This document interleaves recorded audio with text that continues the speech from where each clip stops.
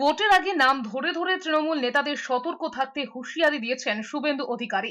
বীরভূমের সভা থেকে বিরোধী দলনেতা বলেছেন, পঞ্চায়েতের মতো তৃণমূলের দুষ্কৃতীরা ভোট দিতে বাধা দিলে তাকে বুথ নাম্বার, থানার নাম লিখে হোয়াটসঅ্যাপ করতে 15 মিনিটের মধ্যে সব ঠান্ডা করে দেবেন। শুভেন্দু অধিকারী বলেছেন, ভোটের দিন দিনহাটায় উদয়ন গুহ বাড়ি থেকে বেরোতে পারেননি। মালদা মুর্শিদাবাদের গুন্ডাদেরও একই অবস্থা হয়েছিল। সবাই যাতে নিজের ভোট নিজে দিতে পারেন তার ব্যবস্থা করবেন। তিনি আরো বলেছেন, কেষ্টকে সতর্ক করেছিলেন, তিনি এখন তিহারে গড়াগড়ি খাচ্ছেন। নুরুল ইসলাম, অশ্বিনী মণ্ডল, বলরাম বাগদিদের সাবধান হতে বলেছেন। শুভেন্দু অধিকারী আরো বলেছেন যে আইওরা মিথ্যে মামলা করছেন। বিজেপি ক্ষমতায় এলে এরা রিটায়ারমেন্টের পর বেনিফিট পাবেন না।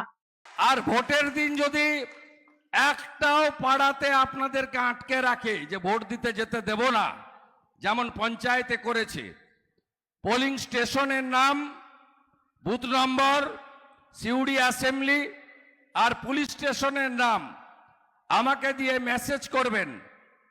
আমি আপনাকে কথা দিচ্ছি 15 মিনিটের মধ্যে সেন্ট্রাল প্যারামিলিটারি ফোর্সের ইন্ডিপেন্ডেন্ট কিউআরটি পাঠিয়ে এদের কি করে কোমর ভাঙতে হয় আমরা জানি।